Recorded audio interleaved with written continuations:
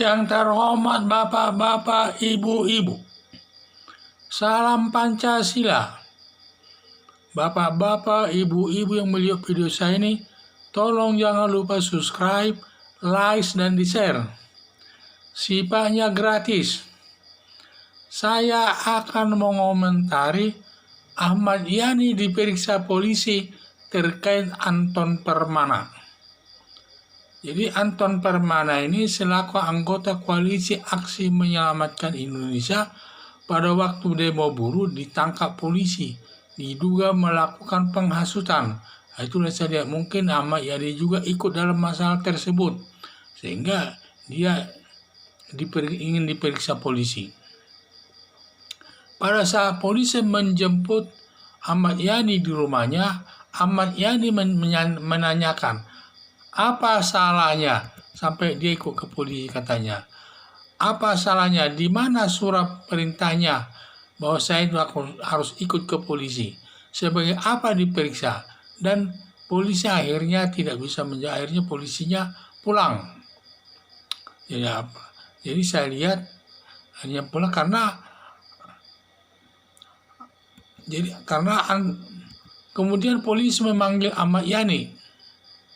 Setelah mereka polisi pulang, karena Ahmad Yani tidak mau datang, tidak beberapa hari lagi, polisi memanggil Ahmad Yani dengan surat panggilan akan diperiksa katanya sebagai saksi. Berdasarkan hukum pidana, saya melihatnya dari sudut hukum pidana. Pertama, alat bukti, pertama-tama yang diperiksa alat bukti dulu sebelum pemeriksaan tersangka. Alat bukti itu dapat berupa keterangan pemeriksaan para saksi yang ada hubungannya dalam perkara Anton Permana. Dan juga nanti akan diperiksa juga surat-surat, diperiksa juga nanti keterangan ahli, diperiksa juga nanti surat-surat tersebut, dan juga nanti dan lain sebagainya. Dan juga nanti setelah cukup 2 alat bukti dari alat bukti tersebut, baik sebagai keterangan saksi, surat, dan petunjuk dan lain sebagainya, baru bisa ditetapkan nanti dia sebagai tersangka. Di dalam hal ini, Anton Permana ini mungkin boleh ditetapkan sebagai tersangka. Setelah diperiksa nanti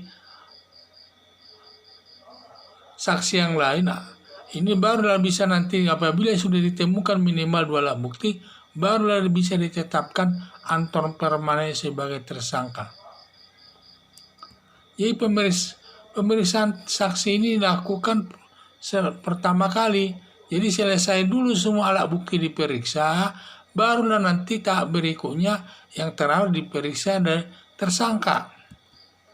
Jadi setelah diperiksa tersangka, barulah nanti Ahmad Yani dari hasil pengembangan kasusnya dapat berubah statusnya dari saksi menjadi tersangka kalau nanti ada dukungan minimal 2 alat bukti untuk hal tersebut. Jadi Ahmad Yani agar mentaati harapan saya, Ahmad Yani agar mentaati semua prosedur hukum dalam penanganan perkara Anton Permana tersebut. Dan inilah saya lihat, jadi semua orang sering menyatakan kepada polisi kalau ditangkap selalu menanyakan hal demikian. Tetapi memang ada juga benarnya. Karena apa salahnya? Kalau apa salahnya nanti bisa diminta di polisi itu. Yang menjadi ada surat panggilannya atau tidak, itu yang paling prinsip. Kalau sudah ada surat panggilannya tentu harus dipenuhi. Kalau sudah ada surat panggilan tersebut, berarti polisi sudah mengantongi minimal 2 alat bukti yang menyatakan dia sebagai tersangka. Kalaupun belum ada, maka yang diperiksa sebagai saksi-saksi dulu.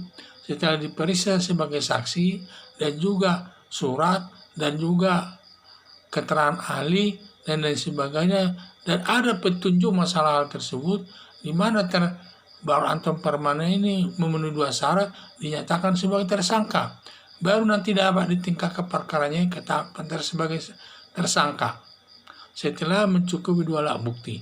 Dan itulah, jadi semua alat bukti itu diperiksa pertama kali, baru setelah selesai itu baru nanti diperiksa Anton Permana sebagai tersangka.